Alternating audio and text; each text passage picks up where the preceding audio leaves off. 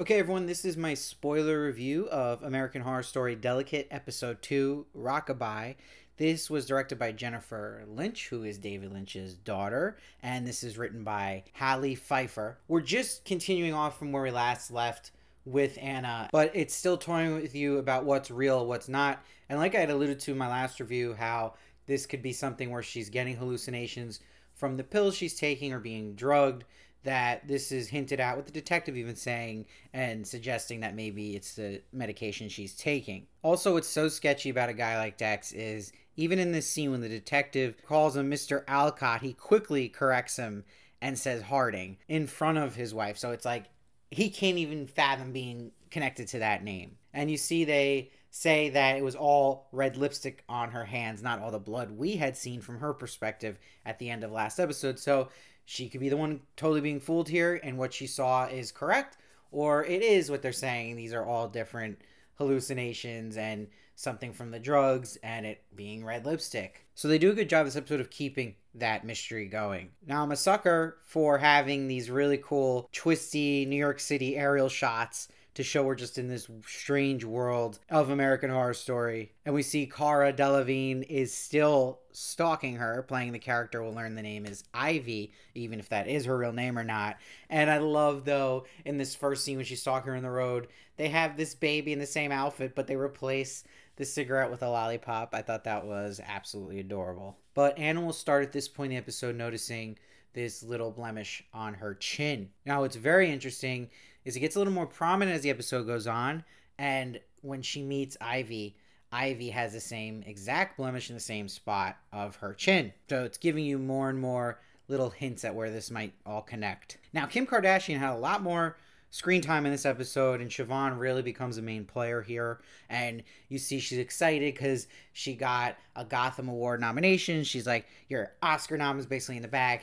However, in real life, the Gotham Award isn't this prominent to kind of catapult someone towards an Oscar. It definitely helps, but I thought that was a little exaggerated. But she wants her to put the celebratory photo on Instagram, and Anna doesn't really want to. She's like, I'm trying to get off Instagram because of a stalker. But you see that Siobhan's still pushing her like, I'm sorry about last night, but you need to get your shit together. Like, she does not care. She's like, the goal is to get this Oscar. And she got some really funny lines here where she's like, do you know how many blowjobs were collectively given for you to even be considered? I mean, Derek's jaw may never recover. That was really funny. And the best was, if your face looks like a cat's asshole every minute of the day, no one is going to want to watch it win an Oscar. And then she pep talks her by bringing up what Jamie Lee Curtis recently went through to win an Oscar by pushing through red carpets and going through the Nepo Baby questions. And it makes sense because we know in real life Emma Roberts has that last name that probably goes through similar situations. Now, she gives her these B12 capsules to take that just look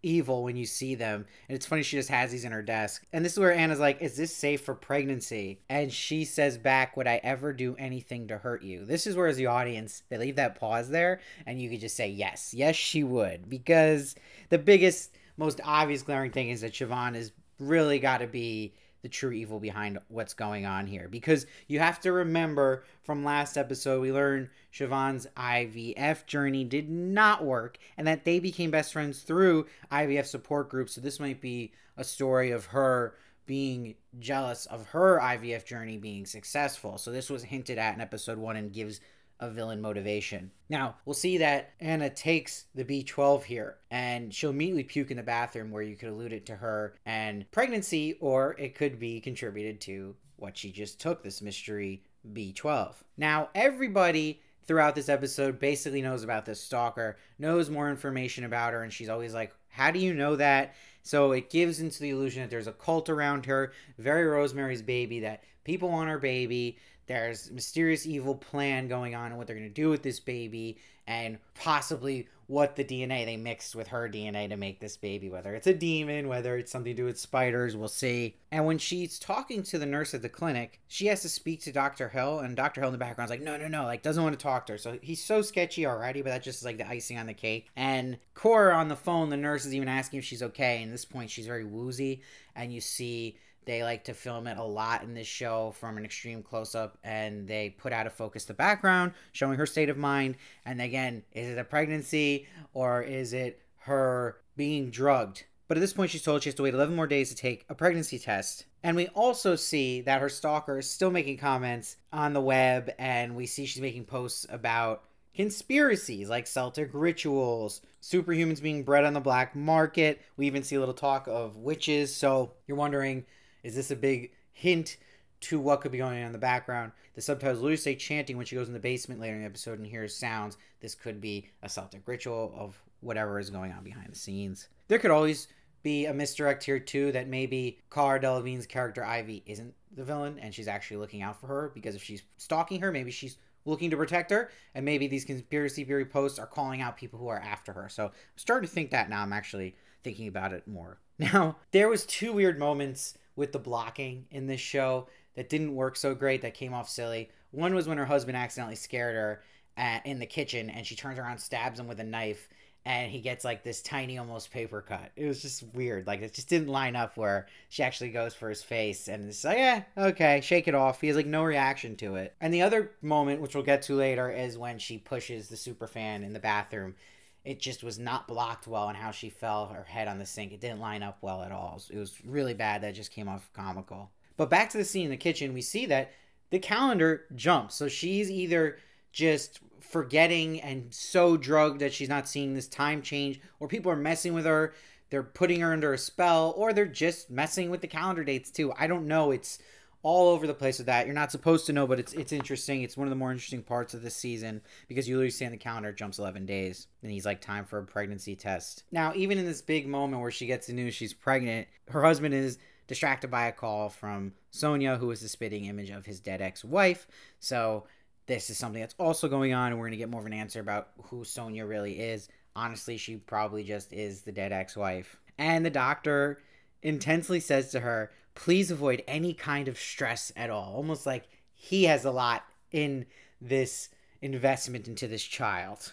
Now, Siobhan acts like she's thrilled for her, which I don't buy it, and finding out she's pregnant.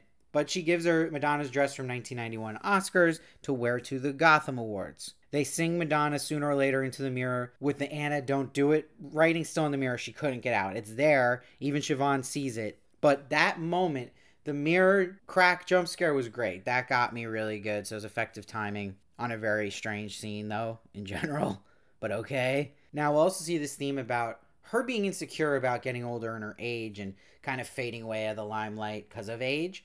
And you see she sees this younger starlet on the red carpet at the Gotham Awards, and you see she's saying to Anna, like, can't believe we're in the same category. You got to pinch 9-year-old little me. And it doesn't stop there, because when she tells her the dress is archival from 1991 Madonna Oscar, she's like, I'll have to YouTube it. I wasn't born yet. And the photographer even says when he takes the pictures, 2 generations collide. So it's getting into that, where there's these fears of growing older with her and aging out and people not appreciating her in the same way and getting misjudged for it. And also her fear of her husband still not over his dead ex. And we'll see all these fears put at a table later. When she is making her speech and she's throwing up the black, she sees at that table the superfan, but also sees this young starlet. And then we'll see at another table, she sees her husband kissing Sonia and kissing his ex-wife. And we also see this elderly woman who attacked her in the last episode. So she's seeing everything she fears in one kind of pool here. It's also interesting when they get to the Gotham Wars, they're sitting at the table together, that the director is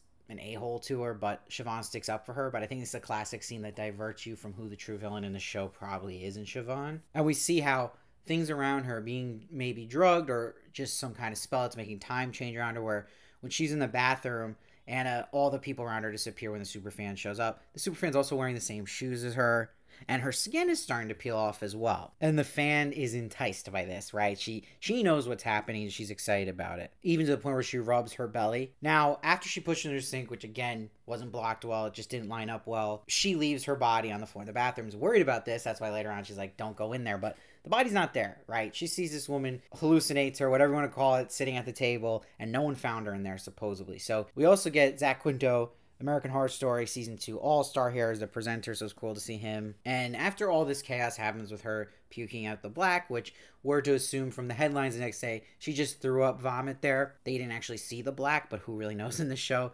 She's given a sedative, and she wakes up to Siobhan singing her Rockabye Baby.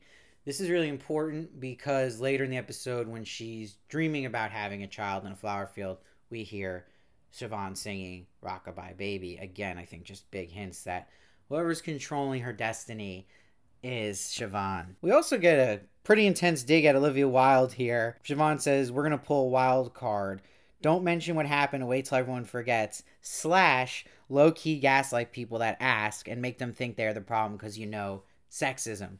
Whew, shots fired. Now, it's also an important piece they kind of drip in here was when they go upstate and their friend Talia is letting them stay at one of her homes in the Hamptons. We learn the mother-in-law is close by, and Dex is like, oh, she won't bother us. And that's when Anna's like, have you met your mother? So this is a mystery character. It's going to have a big piece of this. They wouldn't just plant that for no reason, so that's going to be important. And then we meet at the house Kamal, the security guard, and he's supposed to be with them 24/7. So you can add to that too that someone's watching them the whole time. And you see again these Anna fears and insecurities coming in when she goes to a drawer and she finds this picture of Talia with her husband and his ex-wife. So this is something again that would make her feel insecure. But the big paranoia too here is that, like, why is this picture right here? Why am I seeing this? Now when she hears the chanting, like it says in the subtitles, that's happening in the basement, this is where Kamal checks and there's nothing. But we know that in these kind of shows there's always something. That's just a little teaser first. And the next day in the car, she has this crazy bleeding right now, and this is where we'll meet Ivy, played by Cara Delevingne, who's got the same blemish like I mentioned, and she's 12 weeks pregnant now. And we get this creepy ultrasound scene here and doesn't let her see the screen. And when she passes out and has this moment of envisioning having a child and hearing Siobhan singing, we learn she had a miscarriage. But was it a miscarriage? Did someone take her baby? Most likely yes. And of course when she asked Dex where he was, he's like, oh, I was taking a nap, I had my phone off. So it could be more obvious this guy is up to no good or he's just an idiot. But the blood test shows it was a boy, and when they suggest they're gonna need an ultrasound to find out more, they say there is no nurse named Ivy here. So you get this cliffhanger like, ooh, who's Ivy? Who is she really? So I thought this episode was okay. I think it is better in the sense where there's not a lot of eye rolling again, which is what we want with American Horror Story. It's more grounded. It's interesting. However, I don't want it to be carbon copy and just feeling like, is this just Rosemary's Baby dragged out for a whole season? Great film, by the way. If you haven't seen it, definitely watch it if you like a story like this. But I think that being based off a book, it gives me hope that it's going to have a good meaning and strong ending to it. And that will make it worth it and have a lot to say, hopefully. Because right now in the first episodes, it's got good setup, but I'm kind of waiting for some kind of shoe to drop to make me a little more interested and not drag it out, because it did still feel very slow here. But I still liked it. And I don't think that it already is giving any like red flags that some past American Horror Story seasons have, where I'm like already ready to dip at this point. I'm not there yet. I still am like, okay, I'm intrigued by this, but I'm hoping really now episode 3 is where we're going to get some like fireworks a bit here to really kind of be like, okay, get people back into this show. But overall, I think I'm going to give this episode a 7.6. But I hope that it will go up in the next episode, and I'd love to hear your thoughts. I read every comment. I try to respond as many as I can. Make sure to subscribe so you don't miss one of my reviews of this show. I'll also be reviewing American Horror Stories as well, and I'll see you next time.